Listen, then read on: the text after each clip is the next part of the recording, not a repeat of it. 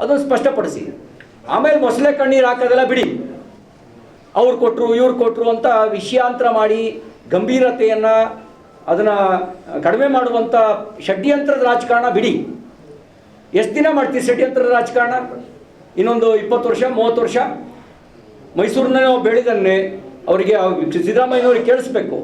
ಏನು ರೀ ಇನ್ನೊಂದು 25 30 50 ವರ್ಷ ಕಾಂಗ್ರೆಸ್ಸೂ ಇಲ್ಲ ಬಿ ಜೆ ಪಿನೂ ಇಲ್ಲ, ನಾವೇ ಬರೋದು, ಮುಸಲ್ಮಾನರೇ ಬರೋದು, ಅಲ್ಲಿ ಕಾಂಗ್ರೆಸ್ಸೂ ಇಲ್ಲ ಬಿ ಜೆ ಪಿನೂ ಇಲ್ಲ ಅಂತ ಹೇಳಿದ್ದನ್ನು ಸ್ವಲ್ಪ ಸಿದ್ದರಾಮಯ್ಯನವ್ರಿಗೆ ಕೇಳಿಸ್ಬೇಕು. ಆವಾಗ ಅರ್ಥ ಆಗುತ್ತೆ ಯಾಕೆ ನಮ್ಮ ಥರದವರೆಲ್ಲ ಹೋರಾಟ ಮಾಡ್ತೀವಿ ಅಂತ ಹೇಳಿ. ಮತಾಂಧರಿಗೆ ಕಾಯ್ದೆ ಮೂಲಕ ಬಲ ಕೊಡುವ ಕೆಲಸವನ್ನು ಮಾಡಿದ್ದು ಕಾಂಗ್ರೆಸ್ ಪಾರ್ಟಿ. ಯಾಕೆ ಮಾಡಿದ್ರು? ಮತ್ತು ಮತದ ಆಸೆಗೆ ಮಾಡಿದ್ರು. ಮತದ ಗುಲಾಮರಾಗಿ ಮತಾಂಧತೆಗೆ ಬೆಂಬಲ ಕೊಡುವ ಕೆಲಸವನ್ನು ಕಾಂಗ್ರೆಸ್ ಪಾರ್ಟಿ ಮಾಡಿದೆ. ಅದು ತಪ್ಪು.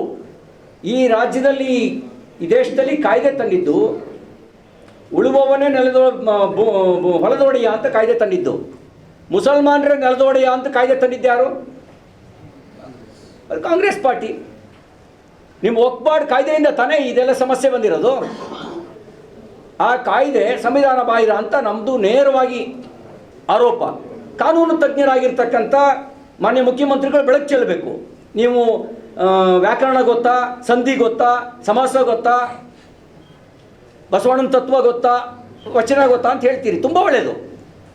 ನೀವು ಕಾನೂನು ಪಂಡಿತರಲ್ಲ. ಈ ಕಾನೂನು ಇದು ಸಂವಿಧಾನ ಬಾಹಿರ ಹೌದು ಅಲ್ವೋ ಹೇಳಿ, ಬೆಳಕು ಚೆಲ್ಲಿ. ಮತ್ತು ನಿಮ್ಮ ಪಾರ್ಟಿ ನಿಲುವು ಹೇಳಿ. ನಾವಂತೂ ಈ ಕಾಯ್ದೆ ವಿರುದ್ಧ ನಾವು ಬೀದಿಗಿಳಿದಿದ್ದೀವಿ. What is your party stand? ನಿಮ್ಮ ಕಾಂಗ್ರೆಸ್ ಪಾರ್ಟಿ ನಿಲುವೇನು? ಮತ್ತು ಸರ್ಕಾರದ ಮುಖ್ಯಸ್ಥರಾಗಿ ನಿಮ್ಮ ನಿಲುವೇನು? ನೋಟಿಸ್ ರದ್ದುಪಡಿಸಿದ್ದೀವಿ ಅಂತ ಹೇಳಿದ್ರಿ. ಈಗ ನೋಟಿಸು ಪ್ರತಿ ತಿಂಗಳು ನಾವು ವಕ್ಫ್ ಟ್ರಿಬ್ಯುನಲಿಗೆ ಹೋಗಬೇಕಾಗಿದೆ ಅಂತ ಮುನೇಶ್ವರದ ನಗರದ ನಿವಾಸಿಗಳು ಹೇಳಿದರು. ಸರ್ 2 ಬಸ್ ಮಾಡ್ಕೊಂಡು ಹೋಗ್ಬೇಕು, ನಾವು ಕೂಲಿ ಮಾಡ್ಕೊಂಡಿರೋರು ಎಲ್ಲಿಂದ ತರೋದು ಸರ್ ದುಡ್ಡು ನಾವು? ಅವ್ರು ಹೇಳ್ತಾರೆ ನಿಮಗೆ ಒಂದು ಕೆಲಸ ಮಾಡಿ, ನೀವೆಲ್ಲ ಲೀಸ್ ಹಾಕೊಂಬಿಡಿ, ನಮಗೆ ತಿಂಗಳ ಬಾಡಿಗೆ ಕೊಡಿ ಅಂತ ಕೇಳ್ತಿದ್ದಾರೆ. ಸರ್ 50 ವರ್ಷದಿಂದ ಇಲ್ಲಿದ್ದೀವಿ ಸರ್ ಅಂತ ಹೇಳ್ತಾರೆ. ಮುಖ್ಯಮಂತ್ರಿಗಳೇ ನಿಮಗೆ ಇದು ಕಣ್ಣಿದ್ದು ಯಾಕೆ ಕುರುಡರಾಗಿದ್ದೀರಿ? ಯಾಕಿದ್ರೆ ನಿಮಗೆ ಕಣ್ಣಿ ಕಾಣಲ್ವಾ? ನಿಮಗೆ ಮೈಸೂರು ಜನರ ಈ ನೋವೇ ನಿಮಗೆ ಆಲಿಸೋಕ್ಕಾಗದೇ ಇದ್ದರೆ ನಿಮ್ಮನ್ನು 2 ಬಾರಿ ರಾಜ್ಯದ ಮುಖ್ಯಮಂತ್ರಿ ಮಾಡಿ ರಾಜಕೀಯ ಪುನರ್ಜನ್ಮನೂ ಕೊಟ್ಟು ಮೈಸೂರು ಜಿಲ್ಲೆಗೆ ಏನು ಬಿಟ್ಟು ಹೋಗ್ತೀರಿ ನೀವು? ಬೊಕ್ಬೋಳ್ ಭೂತ ಬಿಟ್ಟು ಹೋಗ್ತೀರಾ ಮೈಸೂರಿಗೆ?